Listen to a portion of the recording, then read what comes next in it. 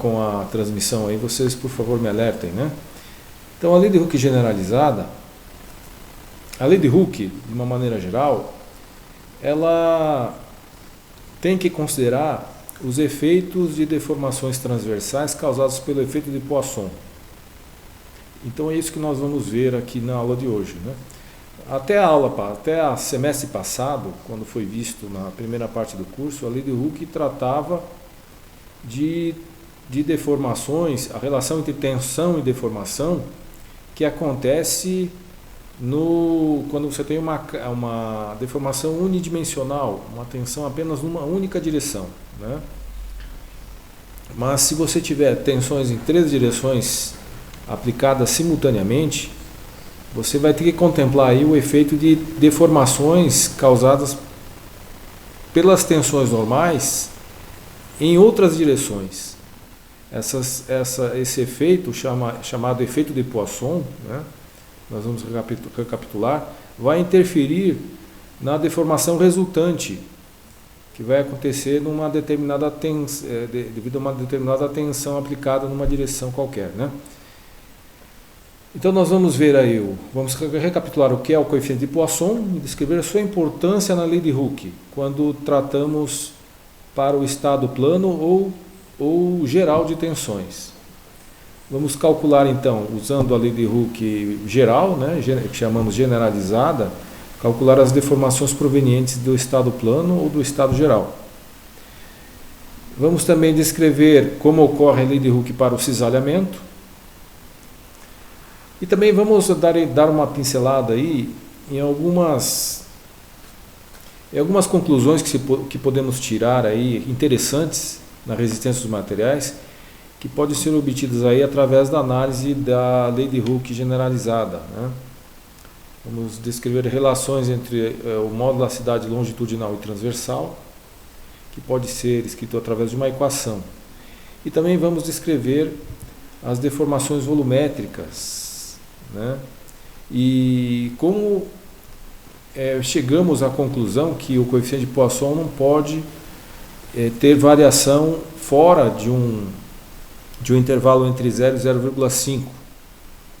Tudo isso aqui é uma conclusão que se faz a partir da lei de Hooke, no caso geral.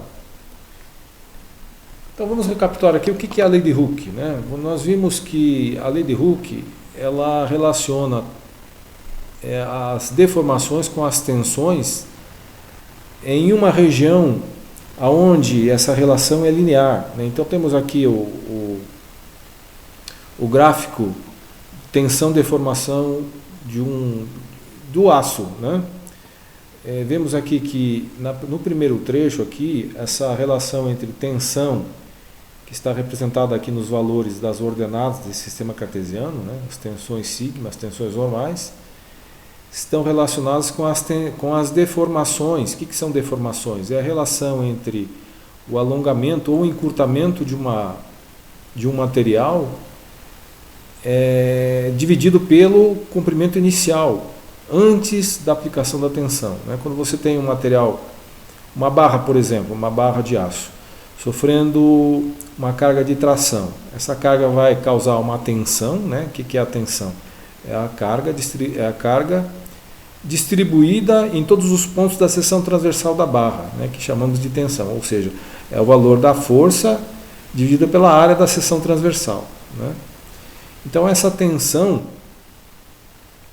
ela vai provocar uma deformação no material. Se for uma tensão de tração, o material vai tender a se alongar, né? Esse alongamento vamos chamar de ΔL.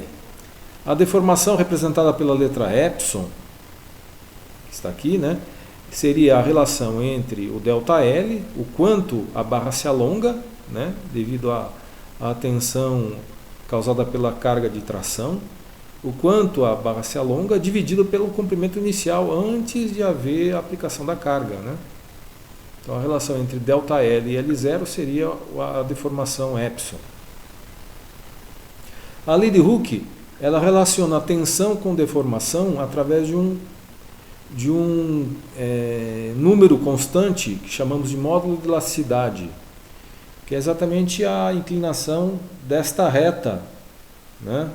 Seria a tangente do ângulo que essa reta forma com a horizontal, né? Esse seria o valor do módulo da cidade.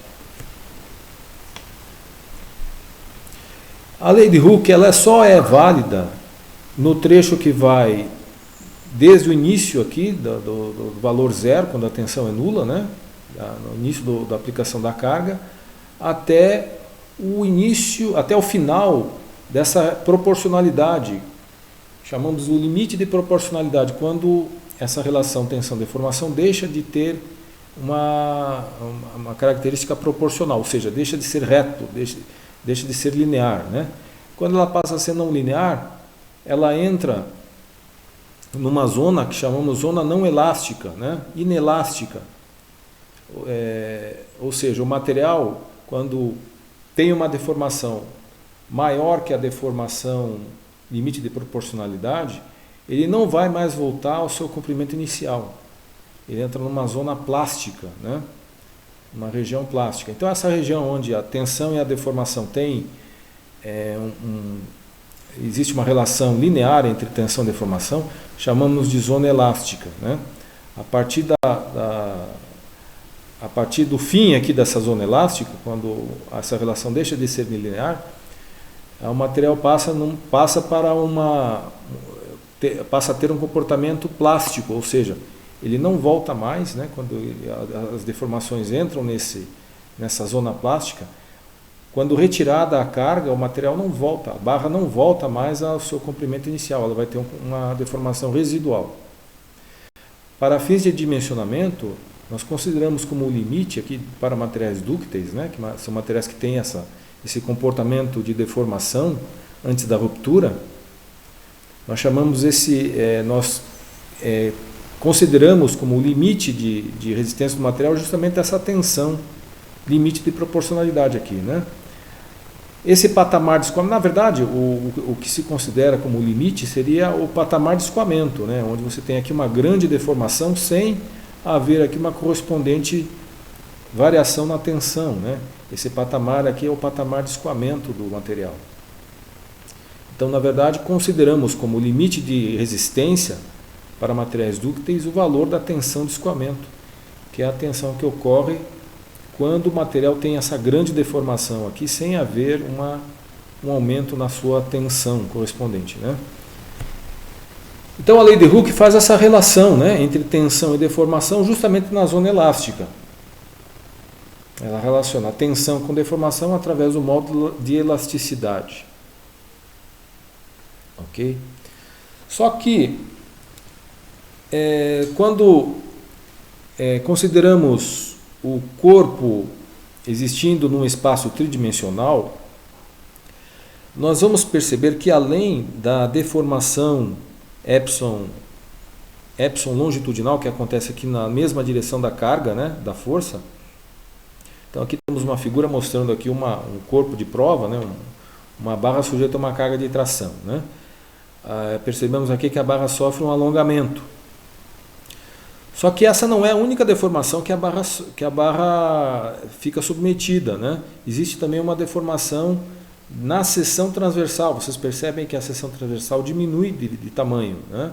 Quando a barra aumenta o seu comprimento, né? Ela se alonga, ao mesmo tempo as dimensões laterais, as dimensões transversais diminuem, né? Tanto na direção Z como na direção Y, né?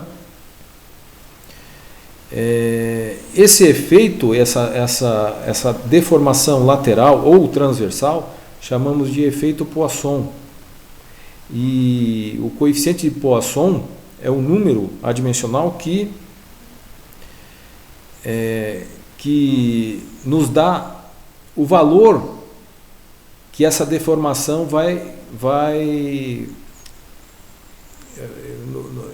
o coeficiente de Poisson é um número que avalia o quanto vai ser essa deformação transversal, né?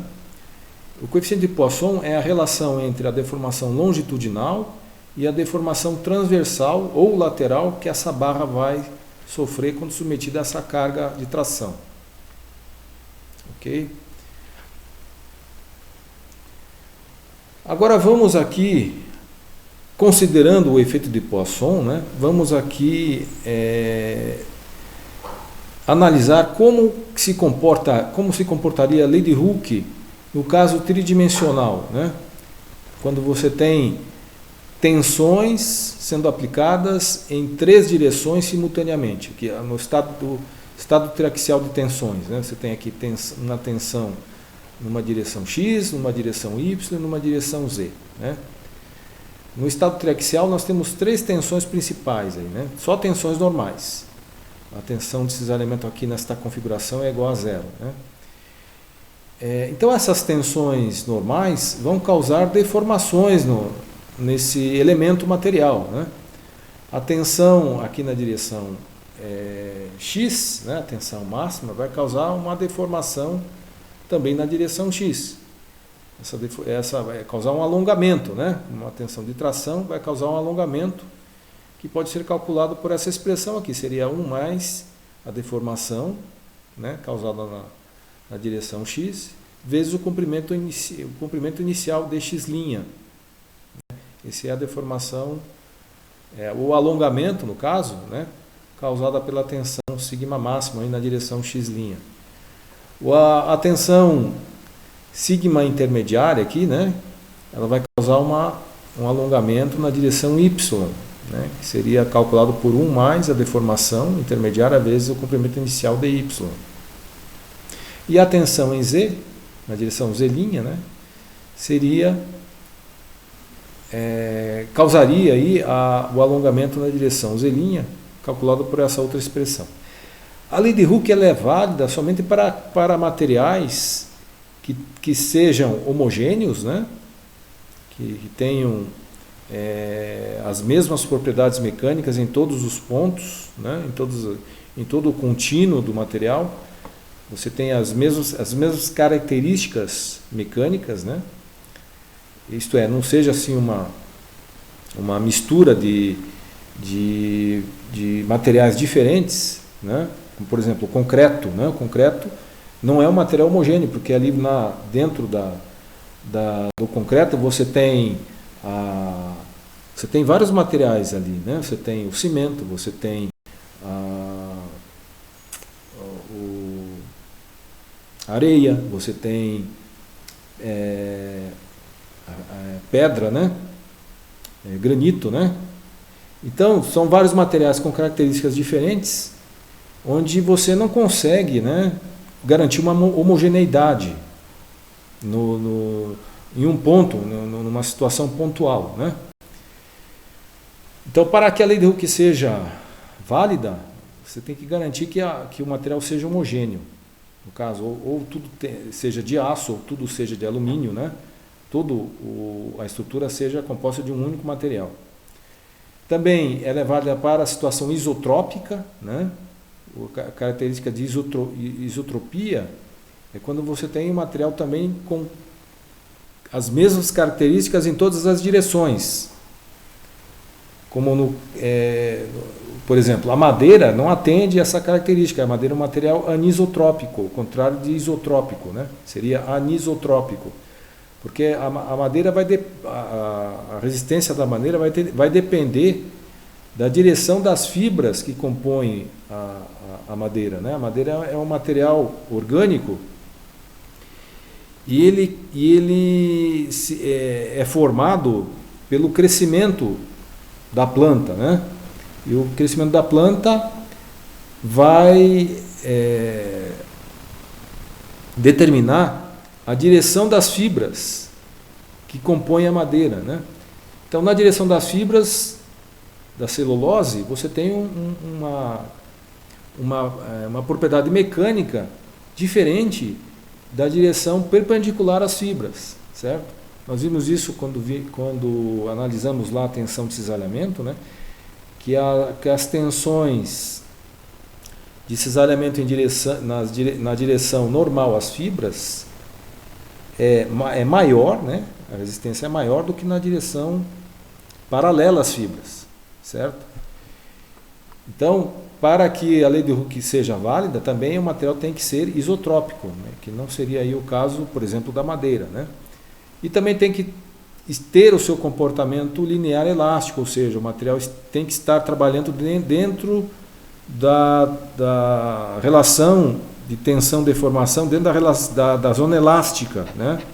Do regime elástico, onde a relação entre tensão e deformação é linear, né? Proporcional. Então, essas são as condições para que a lei de Hooke seja válida, né?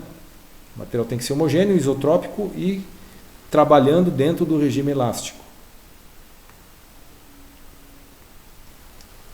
Então vamos aí supor que um ponto dentro do material esteja sujeito simultaneamente a três tensões em três direções diferentes, né? Então você tem uma tensão na direção X, uma tensão na direção Y e Z acontecendo ao mesmo tempo, simultaneamente. Como é que poderíamos aí calcular agora a tensão, a deformação que acontece na direção X? Considerando, lembrem agora, considerando o efeito de Poisson, né? Então, considerando aqui o efeito de Poisson, nós vamos ter, somente aqui analisando na direção X, a tensão σx vai provocar uma deformação de alongamento na direção X, né? Essa deformação de alongamento, de acordo com a lei de Hooke, seria a tensão σx dividido pelo módulo elasticidade do material, módulo E, né? Então nós temos a deformação εx', que acontece na direção X devido à tensão σx. Mas, como temos também tensão na direção Y e Z acontecendo simultaneamente, ao mesmo tempo que a tensão na direção X, né? Então nós vamos ter também uma deformação na direção X causada pela tensão σy. Mas como que isso pode acontecer? Por causa do efeito de Poisson, né? Vocês lembram que quando você aplica uma carga numa barra, a seção transversal da barra vai diminuir, a sua seção transversal, né? As dimensões da seção transversal vão diminuir se você traciona a barra, né, numa determinada direção. Então o que vai acontecer aqui nesse cubo também, né? Quando você submete esse elemento a uma tração na direção Y, vai haver aqui uma diminuição na seção transversal desse elemento, né? Então vai ter aqui uma deformação na direção X que é de encurtamento. Estão percebendo que vai ter um encurtamento aqui na direção X? A direção X é a direção da tensão σx, né? Então perceba que devido à tensão σy, acontece aqui um encurtamento na direção X. Esse encurtamento da direção X vamos calcular usando aqui o coeficiente de Poisson, que é representado aqui pela letra Ni, né? Que é esse V estilizado aqui seria a letra que representa o coeficiente de Poisson, né? Então nós vamos aplicar o coeficiente de Poisson na deformação que acontece na direção Y, que seria o σy sobre E, né? Então o σy, a tensão na direção Y, vai provocar um alongamento na direção Y, que seria σy sobre E. Só que quando multiplicamos pelo coeficiente de Poisson, né, nós vamos calcular aqui a deformação lateral, né, que acontece aqui na seção transversal do cubo aqui, né, nesse plano aqui, né? Nesse plano aqui que é normal a σy. Vejam que essa deformação é negativa, porque ela representa aqui um encurtamento, né? Então vamos chamar esse encurtamento de εx duas linhas, certo? Junto com esse encurtamento devido à tensão σy, também vai acontecer um encurtamento na direção X devido à tensão σz, pelo mesmo motivo, devido ao efeito de Poisson, né? Então vocês percebam aqui que devido à tensão σz há uma diminuição da seção transversal, né? E na direção X esse encurtamento da seção transversal seria o coeficiente de Poisson multiplicado pela deformação que acontece na direção Z, né? Essa deformação causada pela tensão σz, que seria σz sobre E, certo? Então a deformação causada pela tensão σz multiplicada pelo coeficiente de Poisson resulta no encurtamento que a seção transversal sofre, né, devido ao efeito de Poisson. Vejam que esse encurtamento aqui é representado pelo sinal negativo, né? Então, todo esse encurtamento seria, na direção x, seria deformação epsilon x 3 linhas, né? Causada pela tensão σz. Então, superpondo o efeito das três tensões, certo? Eu tenho tensão σx, σy e σz. Elas estão acontecendo simultaneamente. Se eu somar aqui as deformações que essas tensões provocam na direção x, superpor os efeitos, né? O que vai acontecer?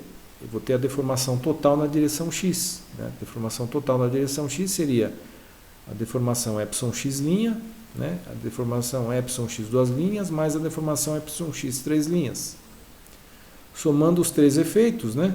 Eu vou ter então a lei de Hooke, considerando aí o efeito de Poisson, né? Nós chamamos aí a lei de Hooke generalizada. E daqui, dessa expressão para cá, nós colocamos aqui em evidência o modulacidade, né? E também, dentro do colchetes, colocamos em evidência aqui o coeficiente de Poisson.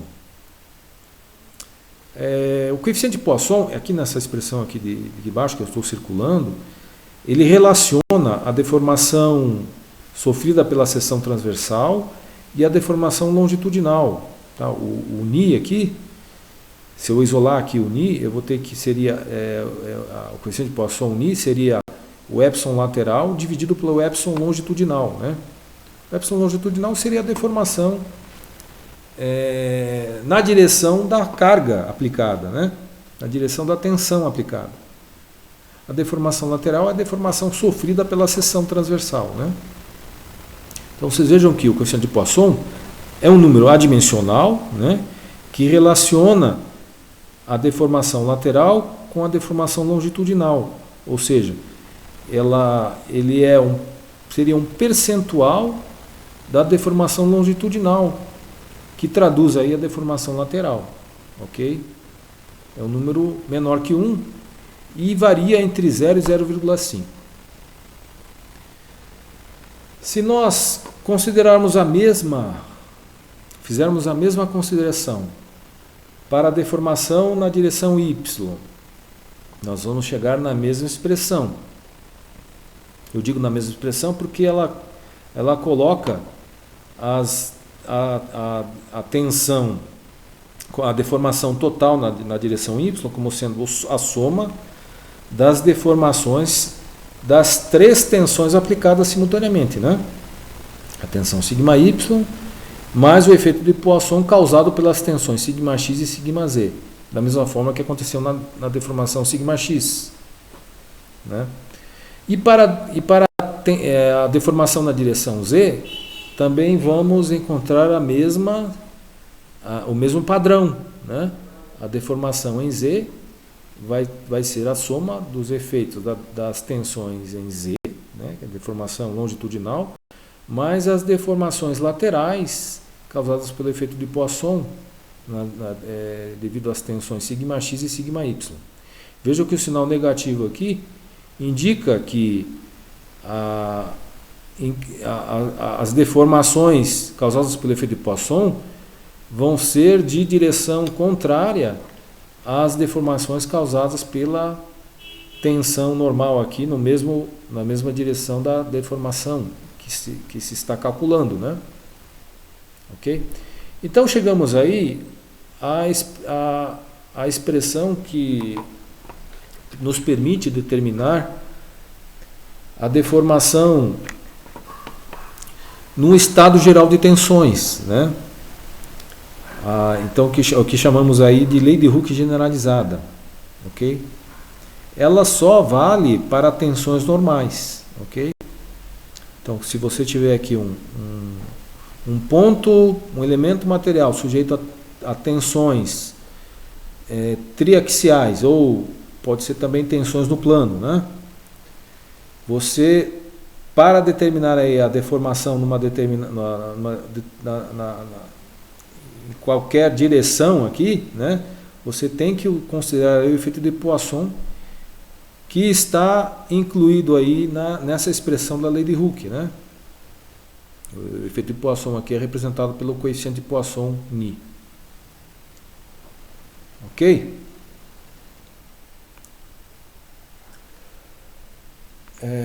Alguma pergunta, alguma dúvida até aqui?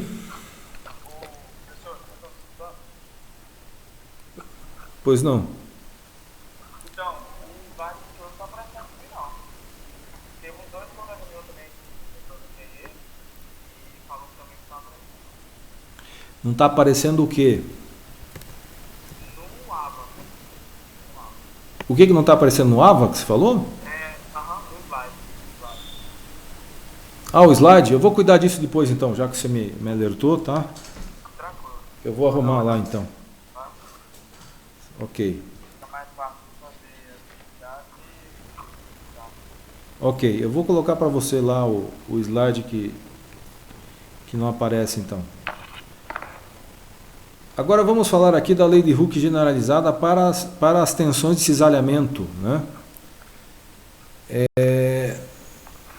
Quando consideramos as tensões de cisalhamento, existe também proporcionalidade entre deformação de cisalhamento e tensão de cisalhamento. Essa proporcionalidade é relacionada por um coeficiente, uma constante que chamamos de modulacidade transversal, representada pela letra G, ok? Enquanto que para tensões normais, o modulacidade é representado pela letra E, né? Chamamos de módulo de Young, né? Aqui para o cisalhamento nós usamos o modulacidade transversal, representada pela letra G. Vejam que também existe uma linearidade entre tensões e deformações, né? A deformação de cisalhamento, na verdade, é um ângulo, não é um alongamento, não traduz aí um alongamento nem um encurtamento. Porque a tensão de cisalhamento, ela causa uma distorção no elemento, né? Você tem aqui por exemplo, nessa figura mostra aqui um elemento antes da deformação de cisalhamento e depois, né? Você verifica que, você observa que as arestas desse cubo, que eram ângulos retos, passam a ser ângulos agudos ou ângulos obtusos, né? Dependendo do plano que se analisa aqui. Então a tensão de cisalhamento não provoca mudança no volume do elemento ou do material, provoca uma distorção, né? Essa distorção seria medida por um ângulo, né? Que seria o ângulo gama, o ângulo em radianos. Então a relação entre a deformação de cisalhamento e a tensão de cisalhamento seria uma relação linear, que é colocada aqui uma relação proporcional, onde você tem aqui uma constante chamada módulo de transversal, né? O módulo de elasticidade transversal representada pela letra G. Para as tensões de cisalhamento não existe aí o efeito de Poisson. Então, um estado de tensões que acontece num determinado plano não afeta as tensões nos outros dois planos. Elas ficam independentes, né? As tensões de cisalhamento no plano XY não interferem nas deformações de cisalhamento no plano XZ ou no plano YZ e vice-versa. Ok? O efeito de Poisson só existe para tensões normais. Para a tensão de cisalhamento ele não existe, tá? O efeito de Poisson só existe para tensões normais. Tudo bem? Então, continuando, usando aí a lei de Hooke generalizada, vamos aí deduzir uma relação que existe entre o modulacidade transversal e o modulacidade longitudinal. A modulacidade transversal é pela letra G, né? Representada pela letra G, e o modulacidade longitudinal representado pela letra I. Existe uma relação entre esses módulos de elasticidade, uma relação matemática, representada nessa equação aqui, que é possível de comprovar pela aplicação da lei de Hooke generalizada. Ok? Então vamos considerar aqui um ponto material sujeito a um estado de tensão de cisalhamento, né? Somente cisalhamento. Chamamos de cisalhamento puro, né? Então aqui no plano XY, né, existe aqui uma tensão de cisalhamento aplicada, tal XY. As tensões principais equivalentes a esse estado de tensão de cisalhamento, chamamos de cisalhamento puro, né, porque não tem tensão normal, né? Então, as tensões principais equivalentes a esse estado de tensão de cisalhamento puro seria dado aqui nesse outro estado de tensão à direita, onde você tem aqui a tensão máxima na direção x' a 45 graus em relação à direção x. Isso é fácil de comprovar pelo círculo de Mohr, né? Para o cisalhamento puro, o centro do círculo de Mohr vai estar localizado na origem do sistema cartesiano, né? Porque a tensão média é igual a zero, você não tem tensão normal, né? Tensão σx e σy iguais a zero. Tensão média é zero, portanto o centro do círculo vai estar nas coordenadas 0, 0, né? Que é o centro do sistema cartesiano, é a origem do sistema cartesiano. Então, o raio do círculo vai ter o mesmo valor das tensões principais, né? Como o raio do círculo aqui é o valor da tensão de cisalhamento tal XY, a tensão máxima também vai ter o mesmo valor da tensão de cisalhamento tal XY, vai estar a 45 graus em relação à direção X, né? E a tensão mínima vai ser uma tensão com o valor igual à tensão de cisalhamento, só que com sinal negativo, porque ela vai ser de compressão. Ok? Então vamos aplicar aqui a lei de Hooke generalizada, considerando esse estado de tensões principais, né? Você tem aqui a tensão σx', que é a tensão máxima, né? Igual a tal xy, e a tensão σy' igual a menos tal xy, que seria a tensão mínima.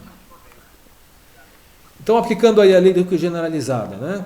Com aqui os valores das tensões, vamos considerar a deformação na direção εx', aqui, na direção x', nessa, a deformação εx'. Então, aplicando ali a lei de Hooke generalizada, σx seria igual a tal xy, né, que é a tensão máxima. Σy seria a tensão mínima, que é menos tal xy. E como é um estado plano, né, o σz é igual a zero. Então, substituindo os valores aí da tensão σx, que é tal xy, né, que é a tensão máxima na direção x'. Σy, que é igual a menos tal xy, que é a tensão mínima na direção y', e σz é igual a zero. Aqui, chegamos à expressão aqui de baixo, né? O εx', que seria o epsilon máximo, né? O que está na direção da tensão máxima, seria tal xy sobre E. É só você trabalhar aqui matematicamente, né? Você tem aqui multiplicando aqui o coeficiente de Poisson pelo tal xy, você fica com mais ni tal xy, né? Colocando em evidência o tal xy, fica 1 mais ni dentro do parênteses. Então esse seria o resultado aí da deformação máxima, que acontece aqui na direção da tensão máxima σ'1, né, que é a tensão máxima na direção x'. Agora vamos aplicar a mesma lei de Hooke generalizada para a configuração de cisalhamento puro, que foi a primeira consideração que a gente fez aqui, né? A primeira hipótese que a gente considerou aqui no início, certo? A gente considerou toda essa análise a partir do cisalhamento puro. Vamos aplicar agora no cisalhamento puro a lei de Hooke generalizada, né? Então aqui, aplicando a lei de Hooke generalizada, você tem aqui a fórmula, né? εx e εy, né? As tensões normais são todas iguais a zero, porque o cisalhamento é puro, né? Só tem cisalhamento, não tem tensão normal aqui na direção x e na direção y. e muito menos na direção z, porque é um estado plano de tensões, né? Então, substituindo σx, σy e σz por zero, você chega aqui que εx e εy vai ser igual a zero também, ok? Vamos agora determinar as deformações principais, né? Usando aqui esse resultado, certo? Essa é a fórmula para determinar aqui as deformações principais. Então, substituindo aqui εx por zero, εy por zero, né? A única coisa que vai sobrar aqui é o γxy, né? Então, o resultado disso aqui vai ficar raiz quadrada, mais raiz quadrada de γxy sobre 2 elevado ao quadrado, que resulta em γxy sobre 2. Essa seria a deformação ε1, a deformação máxima, né?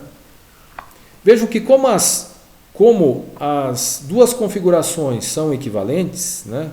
Voltando lá no início, essa configuração de tensões à esquerda, de cisalhamento puro, e essa tensão essa configuração de tensões principais são equivalentes. O que quer dizer isso? Que elas causam o mesmo efeito, né? Elas causam a mesma deformação na direção x', certo? E como a deformação x' é a deformação da tensão máxima, né? Então essa é a deformação máxima também, né? Então vamos igualar as duas deformações, a deformação causada pela tensão sigma máximo, né? Calculada aqui, vamos igualar com a deformação máxima calculada a partir desse estado de tensão de cisalhamento puro. Como são estados de tensões equivalentes, as deformações têm que ser iguais, né? Então, igualando as duas, né? Vamos igualar as duas. Vamos obter essa equação aqui, né?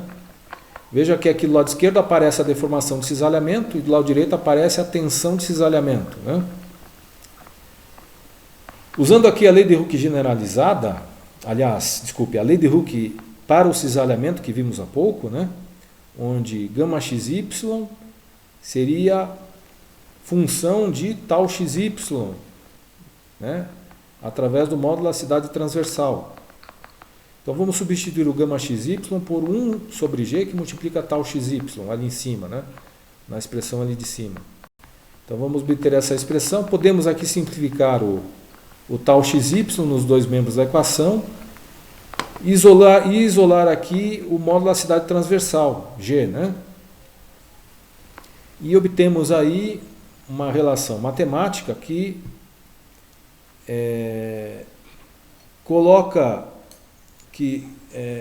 mostra uma relação entre os módulos de elasticidade transversal e longitudinal, através do coeficiente de Poisson, né?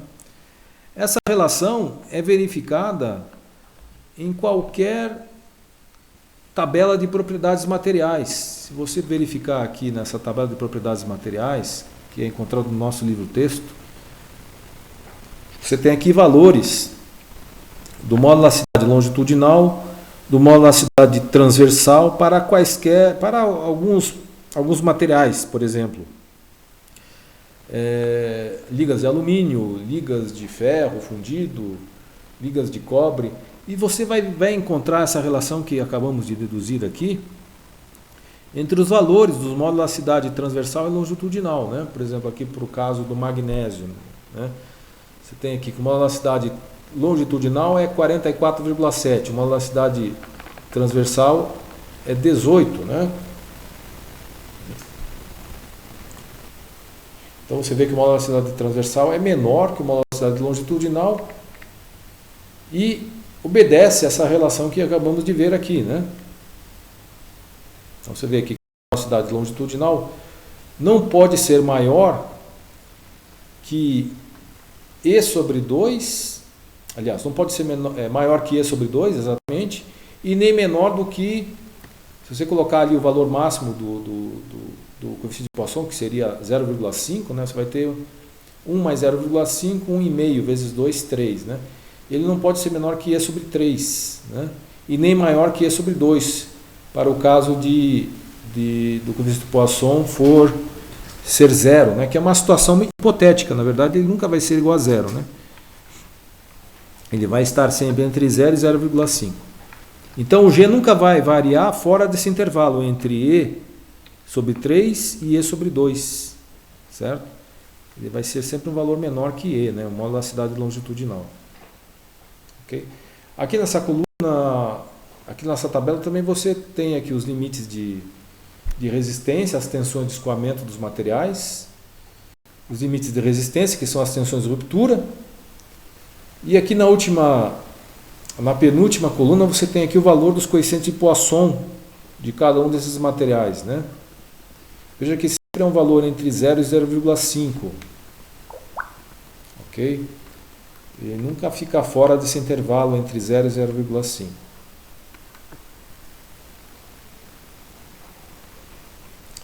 Alguma pergunta aí até aqui? Está tudo bem?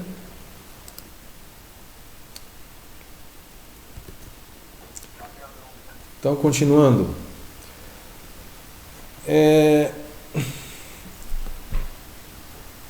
Vamos aqui resolver agora um problema. Um problema que eu passei para vocês, eu acho que na semana passada, que ilustra aqui como determinar aqui as deformações principais a partir de valores de deformações medidas por uma roseta de deformações. Na semana passada a gente falou sobre como fazer a medida de deformações através de extensômetros, né? Os extensômetros são dispositivos elétricos que são colados na superfície das estruturas e conseguem captar aí variações no comprimento, né, da estrutura, pelo menos dentro de um determinada da região onde ela está em contato com a estrutura, né? São dispositivos elétricos que medem, na verdade, a variação da resistência da corrente, né? Daí, através de uma correlação entre essa variação na corrente e a variação da deformação física do material, do próprio material, se chega aí ao valor das deformações, né? Então, a partir das leituras feitas por esses extensômetros colados nessa configuração em roseta, né, a 60 graus, pede-se para determinar aí as deformações principais, né? Os extensômetros eles só conseguem medir deformações em uma única direção, né, que seria a direção do próprio extensômetro, né? Para você, por exemplo, se poder captar aí uma deformação de cisalhamento, né, é preciso de ter pelo menos 3 extensômetros, né, para você conseguir captar deformações em 2 direções do plano, né, que chamamos as deformações de referência.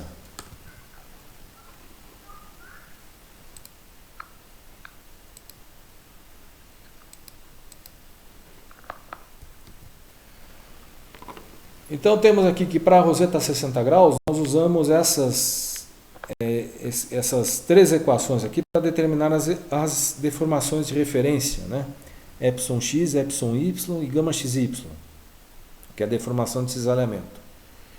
Então, substituindo aqui nessas equações as leituras feitas pelos 3 extensômetros A, B e C, né, encontramos aí os valores das deformações de referência. Com as deformações de referência, então, podemos calcular as deformações principais. Usando as equações de transformação de deformações ou usando o ciclo de Mohr, da mesma forma que usávamos lá para as tensões, né, para o estado de tensões no plano. Então, com as deformações de referência, obtemos aí as coordenadas do ponto de referência, né, que seria a deformação εx na abscissa e a deformação de cisalhamento γ xy dividido por 2 na ordenada, né? O centro do ciclo teria por abscissa a deformação média que seria a média das deformações normais, né? A média entre 60 e 246, que dá 153, né? Então, a deformação, desculpe, o centro do círculo estaria sobre o eixo das abscissas, né? A uma distância de 153 da origem aqui, né? Que seria a média das deformações normais. O ponto A foi ali, também tem as suas coordenadas, né? Lembrando que para as ordenadas, os valores positivos ficam da origem para cima, né? Desculpe, os valores negativos ficam da origem para cima. Então aqui o ponto A tem ordenada para cima da origem porque a sua ordenada é negativa, né? As ordenadas positivas estariam da ordenada para baixo. Então com a alocação aí dos pontos C e do ponto A, é possível aqui traçar o segmento CA, que ao mesmo tempo é o raio do círculo, né? Com o raio do círculo, traçamos o próprio círculo e identificamos aqui as deformações principais, ε1 e ε2. A deformação ε1 vai ser a 153 mais o raio, e a deformação ε2 seria o raio menos a abscissa do centro, né? O raio menos a abscissa do centro nos dá aí a localização, aliás, o valor da deformação ε2. Aí, para determinar o valor do raio, usamos aqui o teorema de Pitágoras, né? É possível aqui, com o raio, formar aqui um triângulo retângulo dentro do círculo, né? Os catetos aqui seriam as ordenadas do ponto, a ordenada do ponto A, e o outro cateto seria a diferença entre a abscissa de C e a abscissa de A, né? Então, com os catetos é possível aí determinar o valor do raio, que é a hipotenusa desse triângulo, que seria de 119,1. Então, com o raio e com a abscissa do centro, determinamos aí o valor das deformações principais, ε1 e ε2, né? O ângulo 2θp2 é o ângulo entre o elemento de referência e a configuração das deformações principais, né? Só que aqui no círculo esse ângulo θp2 está multiplicado por 2, né? Então podemos determinar aí o ângulo 2θp2 por tangente, né? E a metade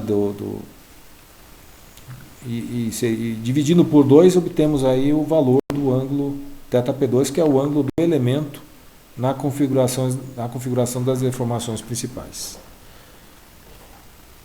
Então eu estou mostrando para vocês aí como se resolve um dos exercícios que eu passei na semana passada, ok? Uma das atividades aí da semana passada. Quero mostrar para vocês agora como esse problema aqui, esse exercício, que mostra aí uma aplicação da lei de Hooke generalizada que estamos vendo hoje, né?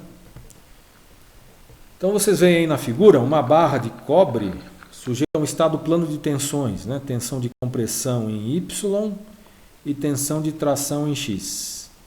É estado plano de tensões porque não tem tensão na direção Z, né? Só tem tensão no plano XY. Então pede-se para determinar o valor das distâncias finais, dos comprimentos finais dessa barra, né? O comprimento A, B e a espessura T, após as deformações sofridas as deformações causadas por esse estado de tensões, né? Então vamos aí usar a lei de Hooke generalizada para isso, né? São dados aí o modulacidade do cobre, né? 120 gigapascais, e o coeficiente de Poisson, 0,34. Então, com as tensões, que são as tensões de referência, né? Sigma X é 800 megapascais, o sigma Y de compressão é menos 500 megapascais. Como não há aqui tensão de cisalhamento, o tal XY é igual a zero, né? E também, como é estado plano de tensões, sigma Z é igual a zero. Vamos aplicar então as expressões da lei de Hooke generalizada para determinar as deformações nas três direções, né? Epsilon-x, epsilon-y e epsilon-z. Basta aí substituir o valor das tensões na fórmula, né? Então, epsilon-x vai ser sigma-x, que é 800, dividido pelo módulo da cidade, que foi dado, né? Menos o coeficiente de Poisson, que também foi dado, 0,34, dividido pelo módulo da cidade, vezes, entre parênteses, a soma das tensões σy com σz. Vejam que as tensões σy a tensão σy é de compressão, então é preciso considerar aí o sinal negativo dentro da fórmula, dentro do parênteses, né? A tensão tem que levar, junto com ela, o sinal que determina se ela é de tração ou de compressão, né? Como ela é de compressão, tem que se considerar aí o sinal negativo na fórmula. A tensão σz é igual a zero, porque é estado plano, né? Então, como resultado desta equação, vamos ter aí o valor da deformação em x, né? 0,00808. É um número adimensional, que representa a relação entre o quanto a barra alongou na direção x e o comprimento inicial dela, né?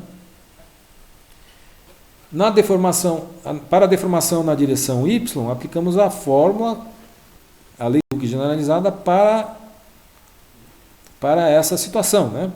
Considerando aí a tensão na direção y, longitudinal, e as tensões σx e σz, que vão estar, onde vão estar aí consideradas o efeito de Poisson delas, né? Vai estar considerado o efeito de Poisson que essas tensões causam aí na direção y. Que essas tensões causam na direção y. Então, substituindo os valores das tensões na fórmula, você vai ter aqui σy igual a menos 500, dividido pelo módulo da cidade, menos o coeficiente de Poisson, dividido pelo módulo da cidade, vezes a soma das tensões σx com σz. Σx é de tração, σz é zero, né? O resultado seria um encurtamento, como você tem um sinal negativo aqui, né? Você tem aí um encurtamento na direção y. E agora, por último, a deformação na direção z. Apesar de não haver tensão na direção z, né, vai existir aqui uma deformação na direção z. Por quê? Por causa do efeito de Poisson, ok? Veja que a tensão em z é zero, né? Então esse primeiro termo da equação é nulo. Só que existe aqui o efeito de Poisson que está acontecendo na direção z devido às tensões σx e σy.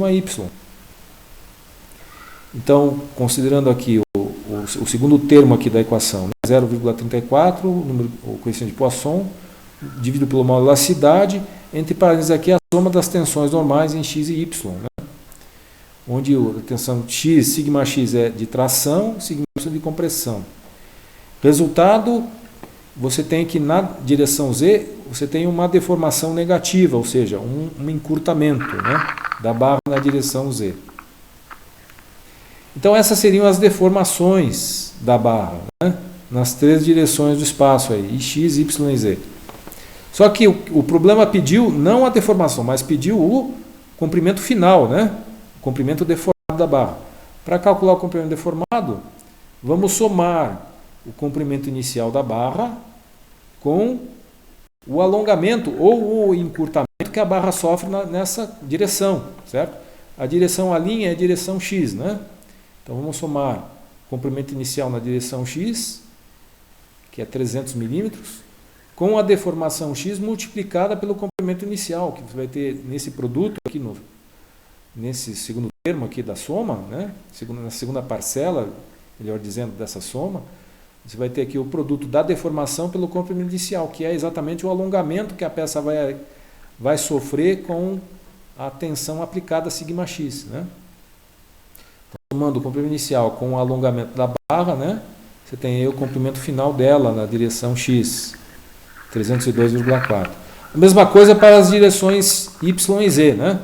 B' estaria na direção y, soma aí o comprimento inicial de 50, o encurtamento da barra na direção y, considerando aí a deformação negativa multiplicada pelo comprimento inicial, né?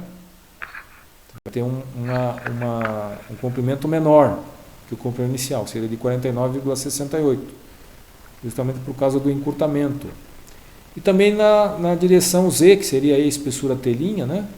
Comprimento T' final seria o comprimento inicial, T' igual a 20, né? T igual a 20, mais o produto da deformação em Z, que é uma deformação negativa, pelo próprio comprimento inicial, que vai te dar aí um encurtamento, né? E o resultado seria um número menor que 20, 19,98. Então esses seriam os comprimentos finais da barra.